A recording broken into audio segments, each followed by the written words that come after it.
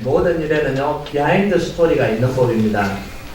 어떤 경우는요, 드러난 이 사건보다는 비하인드 스토리가 훨씬 더 중요할 때가 있어요. 오늘 말씀이 그런 경우입니다. 12절과 13절을 잠깐 읽어보겠는데, 우리 같이 한번 읽어봅시다. 12절과 13절. 시작.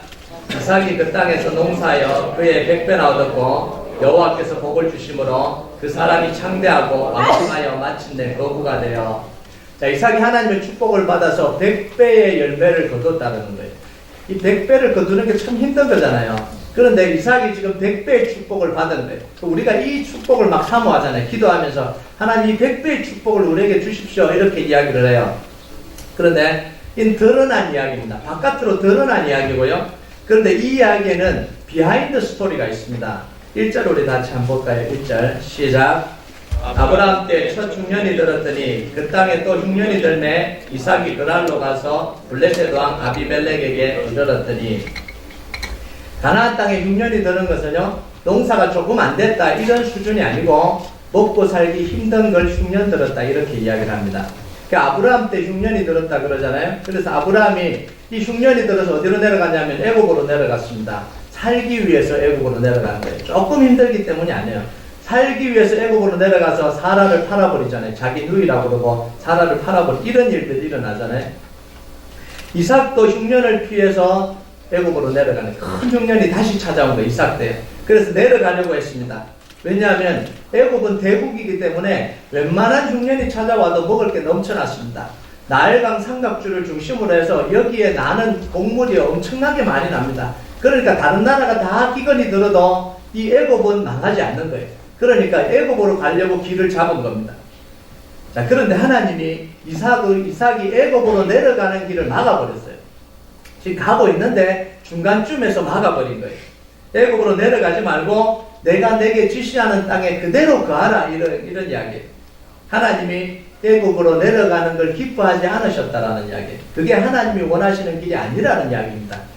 어렵지만 약속의 땅을 떠나지 말고 하나님과 함께 신앙으로 어려움을 이겨가라 이런 메시지를 지금 주고 있는 거예요. 이삭에게. 자, 여기서 우리 인생의 방향이 나와요. 우리 인생은요, 항상 잘 되는 방향으로 움직입니다. 모든 사람들은요, 잘 되는 쪽으로 움직이려고 하는 게 이게 우리 사람들의 본성입니다. 환경이 좀 더 좋은 곳으로 가려고 그래요. 대우를 좀 더 잘해주는 곳으로 가려고 합니다. 자기를 더 인정해주는 곳으로 가려고 합니다.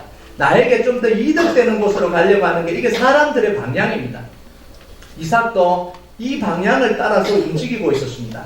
그래서 애굽으로 내려가려고 결정하고 움직이고 있었다라는 이야기예요. 자, 그런데 하나님은 이 이삭에게 새로운 방향을 제시하고 계시는 거예요. 이 새로운 방향이 뭐예요? 내가 내게 지시할 땅에 머물러라. 이게 새로운 방향을 지금 주고 계시는 거예요. 이건요, 믿음의 방향인 거예요. 여러분, 내가 내게 지시하는 땅에는 눈에 보이는 현실적인 대안이 있어요, 없어요? 현실적인 대안이 없습니다. 믿음의 길에는 현실적인 대안이 눈에 보이지 않는 게 이게 믿음의 방향입니다.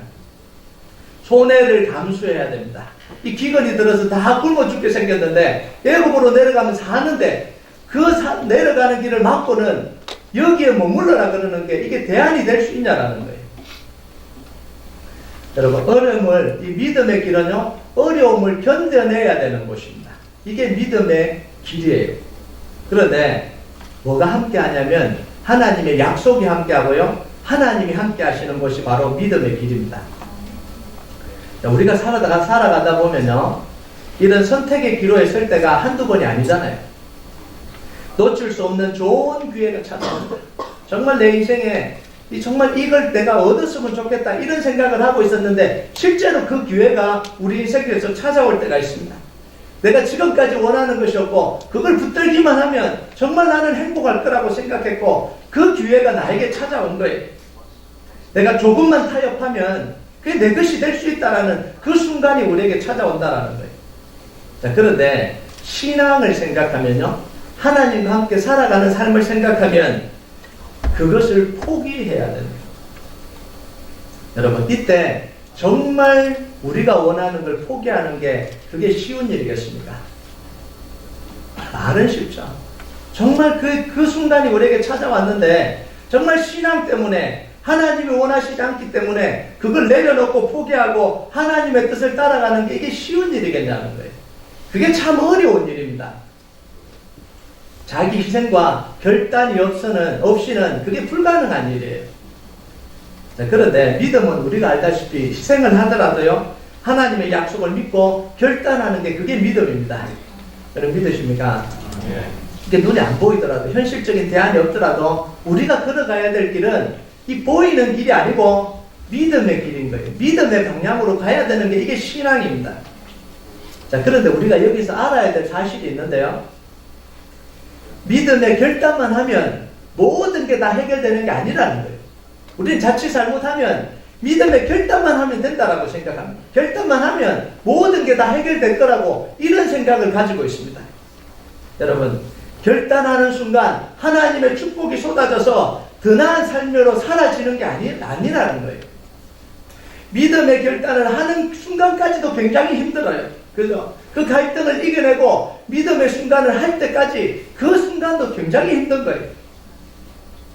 그런데요, 믿음의 순간을 하고 나면 상황이 좋아지는 게 아니라 믿음의 선택을 한 그것 때문에 오히려 더 어려운 순간을 참고 견뎌야 됩니다. 이게 믿음의 결단이에요. 여러분, 이삭이 애굽으로 내려가지 않기로 결단하고 난 뒤에 처음으로 일어났던 일이 뭘까요? 하나님의 약속을 믿고 흉년이 들었는데도 불구하고 안 내려가기로 결단하고 난 뒤에 처음으로 이 이삭이 맞이해야 되는 그 상황이 뭔 줄 아세요? 100배의 축복을 거두었더라. 그러면 얼마나 좋겠어요. 근데 그게 아니었다라는 거예요. 여러분, 말씀을 보면 알겠지만 제일 먼저 일어난 일이 뭐예요? 그랄 사람이 두려워서 아내를 누리로 속이는 사건이 제일 먼저 일어납니다. 두려움이 제일 먼저 찾아왔다라는 이야기예요. 여러분, 애굽으로 내려가지 않기로 결단을 하고요, 그랄 땅에 머문 이삭의 행동치고는 좀 너무 실망스럽지 않아요? 이렇게 믿음으로 결단해놓고는 왜 아내를 누이라고 속이는 그런 두려움에 굴복당하는 그런 행동을 하냐는 거예요. 적어도 하나님의 약속을 믿고 애굽으로 내려가지 않는 멋있는 결단을 했다면 이런 두려움 정도는 이겨야 되는 거 아니냐는 거예요. 여러분, 우리가 알아야 되는 게 하나가요, 우리는 믿음을 부호로만 생각하는 경향이 있어요. 멋있게 말을 하면 그게 내 믿음이라고 생각을 해요. 이 성경 공부 때 이 뭐예요? 다윗의 이 비유를 들어서 할 때, 너는 칼과 창과 단창으로 나오지만 나는 만군의 여호와 이름으로 내게 가노라. 이렇게 우리가 이렇게 살아야 됩니다. 이렇게 하면 얼마나 멋있어요. 근데 그 멋있는 말 자체가 신앙이 아니라는 걸 알아야 돼요. 이 에스더처럼 내가 3일을 금식하고 왕 앞에 나아갈 테니까 죽으면 죽으리다. 얼마나 멋있는 말이에요. 하나님이 계신다면 우리를 푸른 분 가운데도 건지실 것이고 왕의 손에서도 건질 겁니다. 그런데 그렇게 하지 아니하실지라도 우리는 금신상에 절하지 아니할 줄 아옵소서. 얼마나 멋있는 믿음의 고백입니까? 우리가 또 얼마나 이렇게 또 고백을 해왔습니까? 기도하면서 성경 공부하면서 가지 모임하면서 얼마나 많이 믿음의 고백을 해왔습니까? 그 말을 듣고 있으면 저는 완전히 믿음의 거장처럼 느껴져요. 와, 사람들 정말 믿음 대단하다. 와, 정말 존경스러울 만큼 대단한 믿음의 고백을 얼마나 많이 쏟아내는지 몰라요. 그러면서 누구 목사님 인용을 하고 어느 책에서 인용하면서 내가 이런 말을 봤는데 이 말씀이 정말 얼마나 감동적이냐 이러면서 막 쏟아내잖아요. 이게 우리 그리스도인들, 현대 그리스도인들 아닙니까? 여러분, 이 주옥 같은 이야기를 하면 욥술처럼 모든 상황이 처리되어 버린다면 얼마나 좋겠습니까? 그런데 믿음의 고백을 해도 현재의 상황은요, 현재의 문제는 당장 사라지지 않는 게 이게 현실이에요. 아무리 여러분이 믿음의 고백을 해보세요. 당장 내 문제가 해결되나? 해결되지 않아요. 그 두려움을 온몸으로 견뎌야 됩니다. 믿음으로 고백을 했기 때문에 그 찾아오는 두려움을 온몸으로 견뎌야 되는 거예요.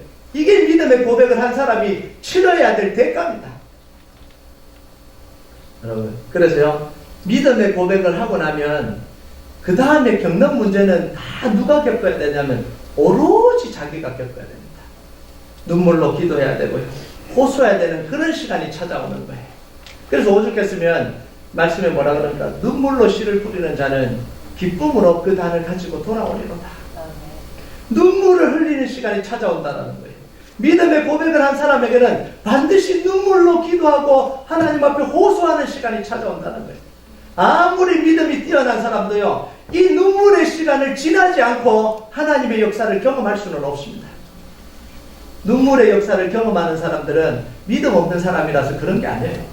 아무리 믿음이 있어도요, 아무리 강력한 믿음의 고백을 해도 반드시 눈물의 고백을 하는 시간을, 그 강을 지나가야 되는 거예요. 그게 믿음입니다. 제가 가끔씩요, 우리 성도들이 찾아와서 어려운데 목사님 이렇게 믿음으로 살기로 작정했습니다.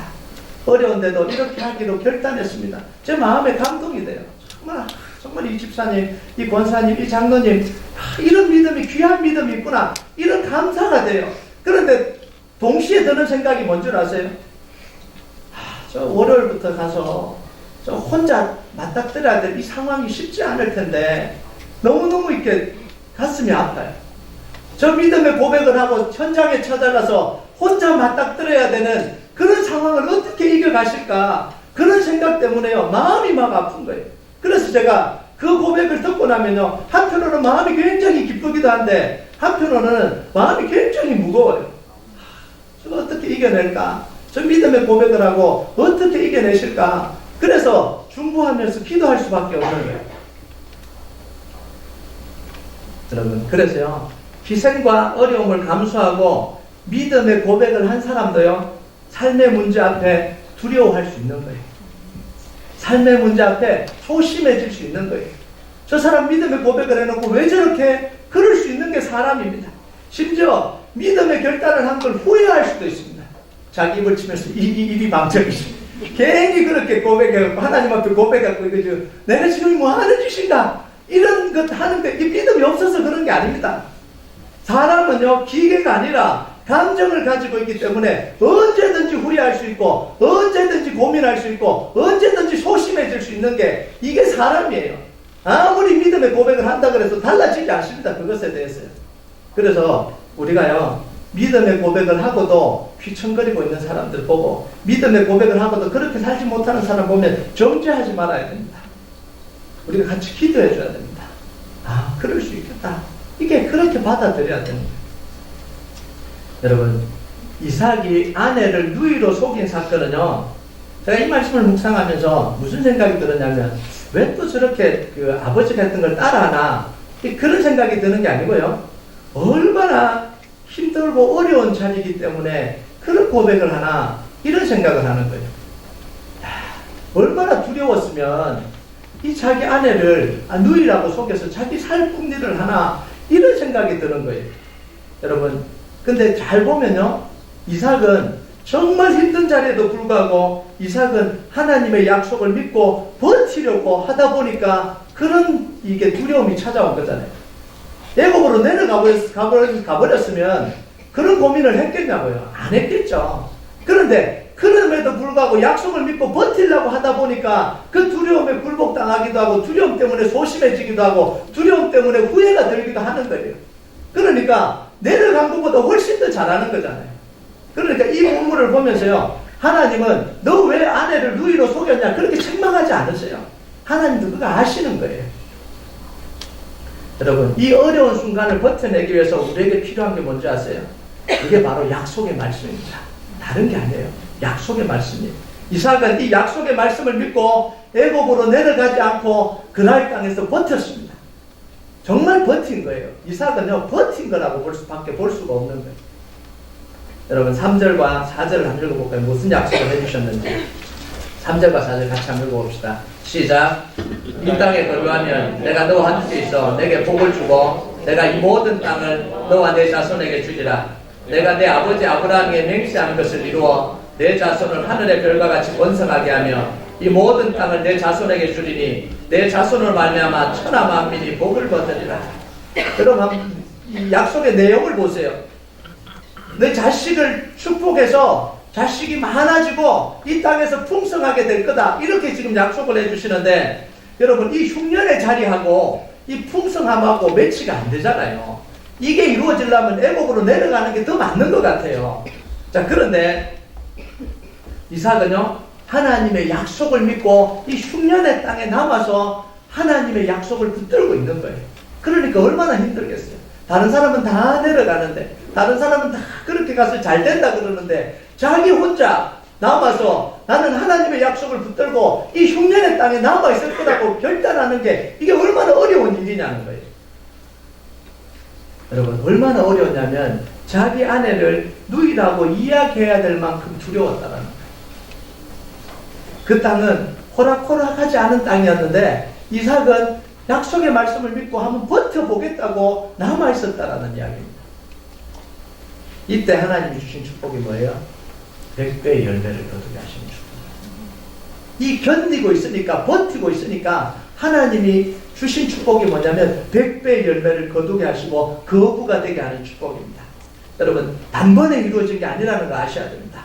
이 어려움의 시기를 말씀 붙들고 견디다 보니까 하나님이 이 이삭에게 하나님의 은혜를 부어주시는데 이게 100배의 축복인 거예요.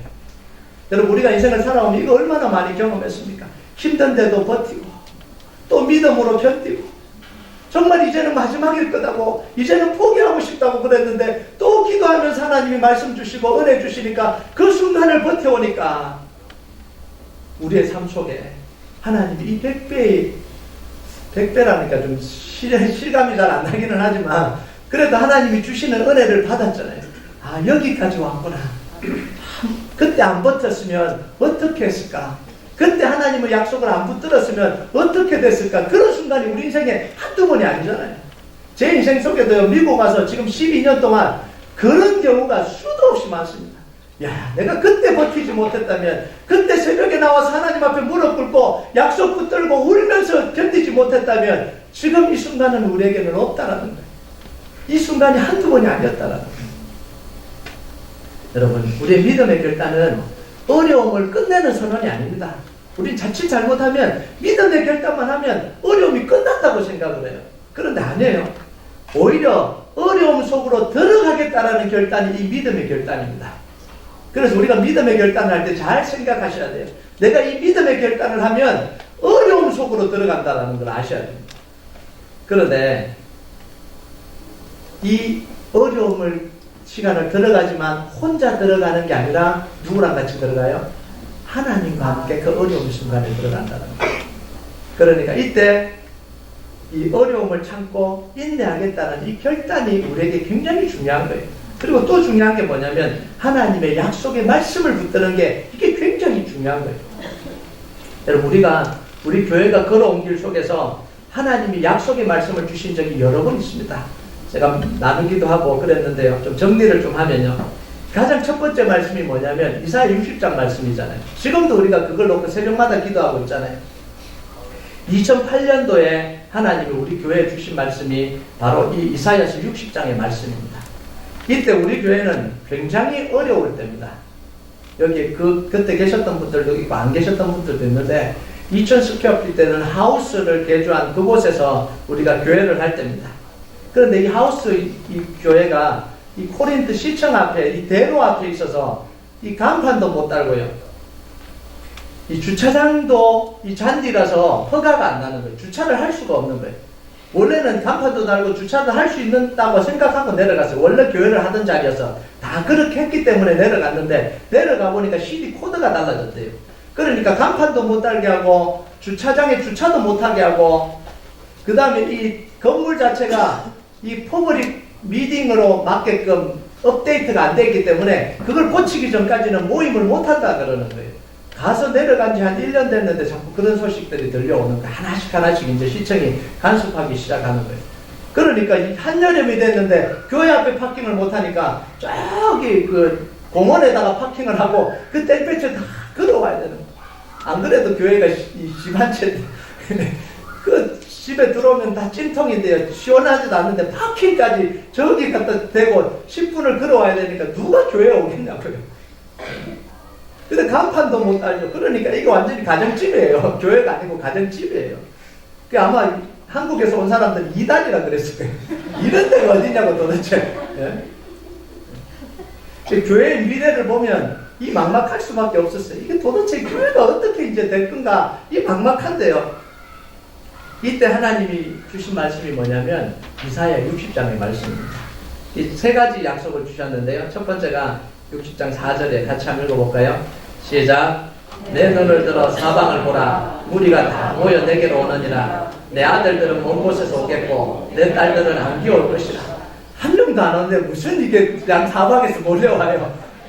근데 하나님이 그 상황에서 이 약속의 말씀을 주시는데요.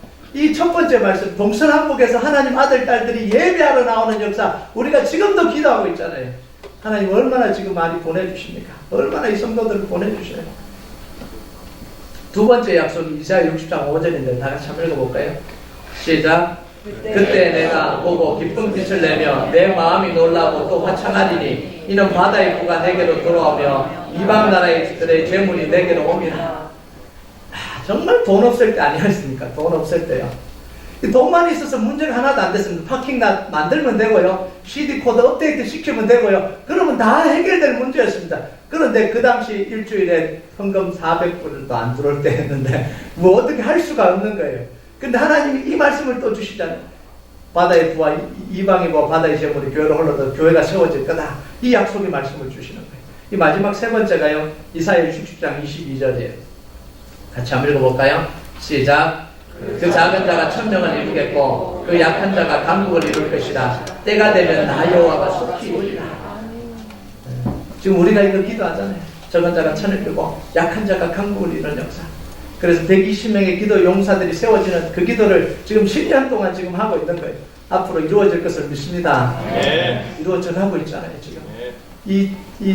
저기 시골 이 하우스 교회에서 하나님이 이 동서남북에서 다 모일 수 있는 이 넓은 장소를 하나님이 예배해 주신 하나님의 이 역사가 얼마나 놀라운 거예요.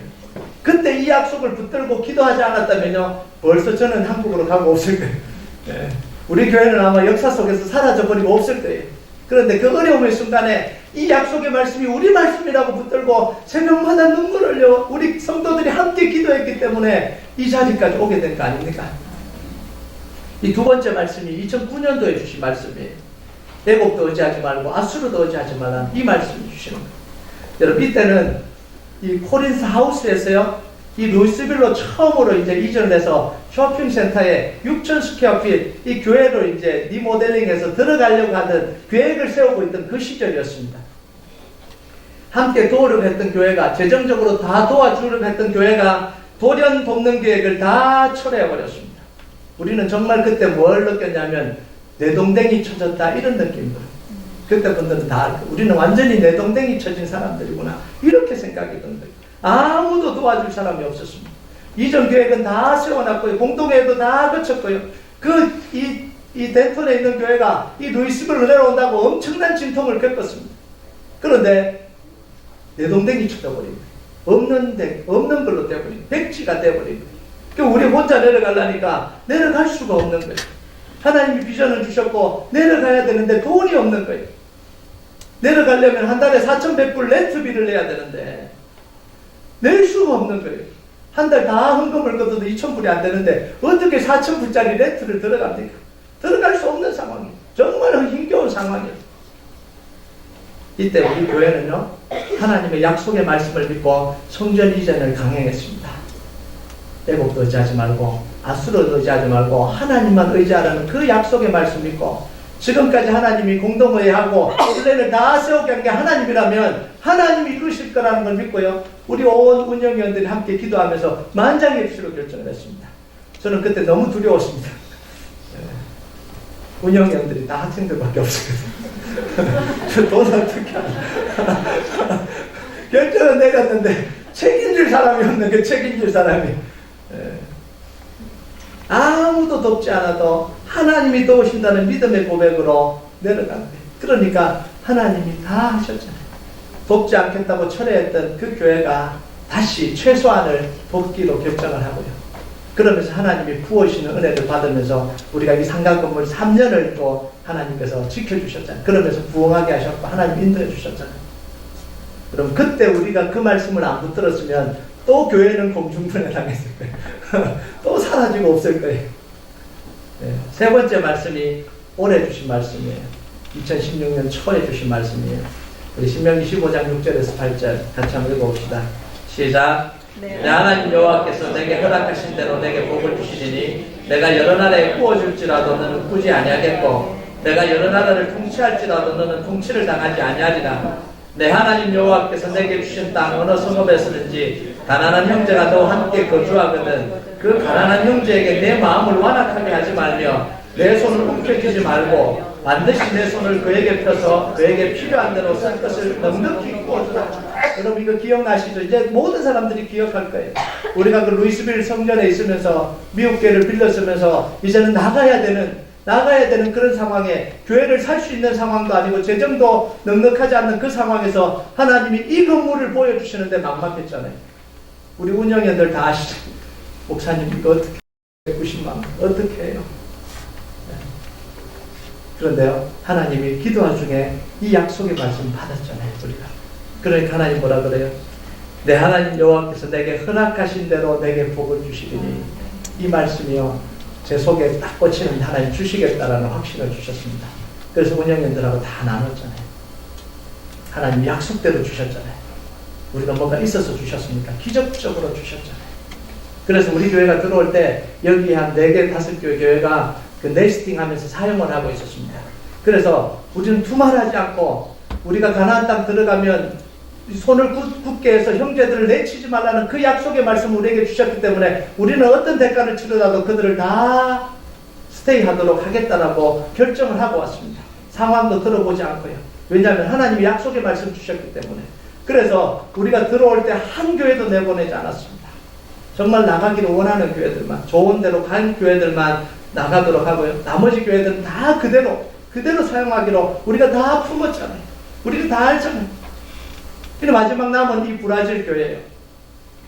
이후 예배 드리다가 장소가 없어서 못 나겠다 그래서 이 원래는 나가기로 했는데 못 나가겠다 그래서 있으라 그랬잖아요. 오후 예배를 드리면서 있고 싶은 만큼 있으라고 다 이야기했어요. 그러면서 우리가 그 교회를 위해서 함께 기도해 줬잖아요. 하나님 이 교회가 이 브라질 교회가 정말 하나님의 축복 받으면서 나갈 수 있게 해달라고 우리가 얼마나 기도했습니까? 근데 제가 금요일날 한번 나눴잖아요. 주일날 못 들은 분도 계시는데요. 다시 이야기 안 할 겁니다. 길어지니까. 기가 막히게 하나님이 역사하셨어요. 저 프리덤 나이프 처치 얼마나 좋은 교회인지 몰라요. 거기에 무상으로 평생 사용하도록 그냥 아침에 드리고 오후에 드리고 빌딩 하나씩 줘서 지금 사용하고 있어요. 아멘 안 하십니까? 이게 하나님의 역사예요. 이게 하나님의 역사. 하나님의 약속의 말씀대로 가니까 하나님의 약속대로 이루어버리는 게 이게 우리 하나님의 방법이라는 거예요. 마지막 거 남았죠. 구워줄지라도 꾸지 아니할 것이고 통치할지라도 통치당하지 않을 것이다. 이 약속의 말씀은 내년 5월에 이루어질 것입니다. 여러분 믿으십니까? 반드시 이루어질 거예요. 여러분 걱정하지 마세요. 목사님 어떻게 해요? 내년 5월에 걱정하지 마세요. 제가 여러분에게 한 번이라도 이제는 헌금 내야 됩니까? 그렇게 설교를 하던가요? 그럴 이유가 없는 거예요. 지금까지 하나님이 하셨잖아요. 앞으로도 하나님이 하실 겁니다. 우리를 통해서 하실 거예요. 제가 그렇게 여러분에게 안 이야기해도 하나님은 하나님이 일을 하실 겁니다. 그래서 제가 기도할 때 제가 금요일날 한번 나눴는데요. 하나님 이제 다가오는데 어떡하지요? 그래서 하나님 뭐라 그러는지 아세요? 이놈은 언제 네가 했냐? 너는 목회나 열심히 하라. 기쁜 마음으로 목회나 열심히 하라. 그래서 제가 얼마나 기쁘게 지금 목회를 합니까? 근심 걱정 하나도 없죠. 목회나 열심히 하고 있으면 되는 거예요. 하나님 오래 역사하시는 거는 그냥 보면 되는 거예요. 여러분 우리가 믿음으로 함께 가기를 축복합니다. 네. 오늘 말씀을 보면 알겠지만요. 이제 마무리를 좀 해야 되는데요. 이삭은 한 번 축복받은 걸로 끝나지 않아요. 하나님의 지속적인 보호와 동행하심이 필요합니다. 그럼 우리가 축복을 한 번 받았다 그래서 끝나는 게 아니에요. 좋은 거 한 번 붙들었다 그래서 인생에 찾아온 횡재를 한 번 붙들었다 그래서 끝나는 게 아니에요. 이 요셉이 100배 축복 한 번 받았다 그래서 이제 끝이구나. 이런 게 아니라는 거예요. 보통 사람들은 이런 이야기를 합니다. 복권 한번 당첨되면 믿음 아무것도 필요 없다. 이렇게 생각하는 분인데 전혀 아닙니다. 축복을 받아도요 한 번으로 끝날 수 없는 거예요. 지속적으로 하나님이 우리를 보호하시고 동행하심이 필요한 거예요. 이삭이 그랄 땅에서 축복받으니까 블레셋 사람들이요 이삭을 시기하기 시작했습니다. 이삭이 파는 우물 다 막아버렸습니다. 그리고 나중에는 그랄 땅에서 내쫓아버렸습니다. 나가라 그러는 거예요. 내쫓아버린 거예요. 여러분, 우리가 신앙생활을 아무리 잘해도 어려움이 올 수 있다는 사실을 기억하고 신앙생활을 해야 됩니다. 여러분이 아무리 신앙생활을 잘해도요, 여러분이 아무리 기도하고, 여러분이 아무리 하나님 앞에 신실하게 살아도 어려움이 올 수 있다는 사실을 여러분 기억해야 됩니다. 여러분, 내가 신앙생활 잘하는데 나에게 왜 이런 어려움이 오나? 하나님을 열심히 섬기는데 왜 시험이 들 일이 생기나? 왜 내가 이렇게 열심히 하는데도 사람들은 나를 괴롭히나? 왜 오해하고 나를 이렇게 믿어주지 않고 이렇게 하나? 그러면서 속에 무슨 생각이 듭니까? 아, 이게 하나님의 뜻이 아닌가? 이런 생각 하시잖아요. 하나님 이거 기뻐하지 않는가? 이런 생각 하잖아요. 내가 문제가 아닌데도 불구하고 자꾸 이렇게 방해가 찾아오니까 속에서 뭐라 그러냐면 이거 하나님이 원하시는 거 아닌가? 이런 생각을 하게 되는 게 이게 사람 아닙니까? 여러분, 별별 생각이 다 들어와요. 그런데요, 우리가 방해가 오고 시험이 오더라도요, 여러분의 신앙의 삶, 믿음의 삶은 멈추지 말아야 됩니다. 봉사하고 섬기고 하나님 나라를 사는 걸 멈추지 말아야 됩니다. 물론 내 고집으로 했다면, 내 생각으로 했다면, 내 이기심으로 했다면 막힐 때 하나님이 들려주시는 음성을 듣고 그건 멈춰야 되는 겁니다. 자, 그런데 정말 하나님의 일인데 방해가 찾아왔다면, 사람들이 싫어한다면 멈춰야 되는 게 아니라 그 방해를 이겨가야 되는 겁니다. 예전에요, 우리 교회에서, 지금은 안 계신데, 누가 새벽 기도를 하러 오다가 하이웨이를 타고 오다가 교통사고가 났어요. 새벽에 이렇게 기도하러 오니까 뭐 교통체증이 걸리고 이제 뒤에서 차가 박아서 사고가 났는데 그 소리 듣는데 제가 가슴이 툭하더라고요. 어떡하나, 다치면 어떡하나 이런 생각이 들더라고요. 그런데 이제 보니까 그 사고, 하이웨이에서 사고가 났는데 아무도 안 다친 거예요. 안전하게. 그래서 다 이렇게 치료하고 다 해결이 됐어요. 그런데 그분이 뭐라 그러냐면 적용을 이렇게 하는 거예요. 하나님이 새벽 기도 오는 걸 기뻐하지 않으신다. 이렇게 결론을 했는데 제가 깜짝 놀랐습니다. 야, 적용을 이렇게 할 수도 있겠구나. 그런데 그때 동시에 다 사고 났던 차가 한 대가 있어요. 그런데 그분은 뭐라 그러냐면, 아, 하나님이 우리 기도를 지금 해야 되는데 기도를 못하게 방해하고 있구나. 더 열심히 기도해야 되겠다. 이런 고백을 하는 거예요. 어느 고백이 맞는 거예요? 여러분, 기도하는 방해하는 건 사탄이 방해하는 거예요. 하나님이 안 기뻐서 교통사고 내겠어요. 그 말이 안 되는 이야기잖아요. 우리는 이런 말이 안 되는 이야기를 말이 되는 것처럼 하고 살아간다고요. 여러분이 열심히 섬기는데 다른 사람이 싫어한다고, 아, 하나님이 안 기뻐하시는구나. 그게 어떻게 적용이 가능한 이야기예요? 가능 안 한 이야기 아니에요. 그 방해하는 거 아니에요. 그럼 이겨가야 되잖아요. 여러분을 기도 못하게 방해하고 믿음으로 살지 못하게 하면 방해하는 것들을 이겨가는 축복이 여러분에게 있기를 주님의 이름으로 축복합니다. 여러분, 이삭을 한번 보세요. 우물을 팠는데 그랄 목자들이 와서 시기해서 그 우물을 가지고 다퉈버렸습니다. 우리 거다, 막 내놔라 그래요. 그러니까 그 이름을 에색이다 이렇게 불러요. 다툼이다 이렇게 불러요. 그러고는 뭐합니까? 그 우물을 그랄 목자들에게 줘버리고 새로운 우물을 팝니다. 그러면서 그 우물을 팠는데 또 다투기 시작하는 거예요. 그래서 신나다, 이 대적합니다, 이런 뜻이에요. 그러고는 또 그 우물을 줘버리고 또 새롭게 팝니다. 이제는 그 우물을 다투지가 않아요. 그래서 그 이름을 르호봇이다, 장소가 넓다, 이렇게 이제 이야기를 불러요. 잘 보면요, 이삭은 다툼이 일어날 때마다 포기해버리지 않습니다. 방해가 생기면 그 방해를 피해서 다른 우물을 팝니다. 다른 우물을 팝니다. 그리고 결국은 언제까지 갑니까? 하나님이 축복해 주실 때까지 다른 우물을 파는 거예요. 여러분, 이게 믿음 생활입니다. 이게 신앙 생활이에요. 시험이 닥쳐오고 방해가 찾아오고 사람들이 뭐라 그러나 그 놔두고, 그럼 그 일 하지 마세요. 그 일에서 사람들이 싫어하면 그 일 하지 말고 다른 일 하세요. 그러면 되잖아요. 그 일 또 쉬게 하면 또 그 일 놔두고 다른 일 하세요. 근데 왜 싸움이 일어난지 아세요? 내가 하려고 하는 걸 보고 다른 사람이 시기가 나서 이걸 하려고 하니까 내 거다, 네 거다 싸우다가 이제 문제가 일어나는 거 아니에요. 그래, 그러면 당신이 하세요. 그러고 내려주세요. 하나님 축복받으라고. 그럼 저기 다른 일 하면 되잖아요. 그럼 또 다른 사람들이 와서 또 시기하고 질투하면 그 일 내드리고 또 다른 일 하면 되잖아요. 여러분 얼마나 좋아요. 자기도 섬기고 다른 사람도 섬기게 만드는 이게 얼마나 큰 축복이냐고요. 아멘 안 하시죠? 여러분 결국은요 22절을 한번 볼까요? 22절 같이 한번 읽어봅시다. 22절 시작. 이삭이 거기서 옮겨 다른 우물을 팠더니 그들이 다투지 아니하였으므로 그 이름을 르호봇이라 하여 이르되 이제는 여호와께서 우리를 위하여 넓게 하셨으니 이 땅에서 우리가 번성하리로다 하였더라. 하나님이 지켜주시는 그 순간까지 가는 거예요. 믿음은요 하나님이 지켜주시고 축복하시는 순간까지 가는 게 이게 믿음이에요. 자, 중요한 게 하나 있는데 23절에 보면 이삭은 브엘사바로 돌아갔다 이렇게 이야기합니다. 브엘세바가 어디냐면 흉년이 시작될 때 떠나왔던 데가 이 브엘세바예요.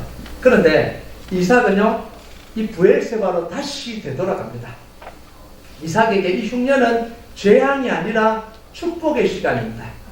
이삭은 흉년이 찾아왔을 때 애굽으로 내려가지 않고 하나님이 지시하였던 그랄 땅에 거하면서 그 속에서 하나님의 약속을 붙들고 견뎠습니다. 실족하지 않고 견뎠습니다. 포기하지 않고 견뎠습니다. 믿음의 길을 멈추지 않고 견뎠습니다. 여러분 우리가 신앙생활하면서요 제일 중요한 게 뭐냐면 버티는 믿음입니다. 여러분 상황이 찾아올 때 여러분 버티는 축복이 있기를 바랍니다. 버티는 게 믿음이에요. 가정이 힘들 때 어려울 때 기도하면서 버티세요. 이 직장생활이 어려울 때 기도하면서 버티세요. 사업이 어려울 때 당장 접어야 되냐 말아야 되냐 이 걱정하지 말고 약속의 말씀 붙들었으면 버티세요. 그 속에 하나님의 역사가 일어나는 거예요. 그러다 보면 100배의 축복이 그 속에 임하는 걸 그 순간을 우리가 발견을 하는 거예요. 여러분 결국은 방해를 넘어서 브엘세바로 돌아와서 하나님의 축복을 누립니다.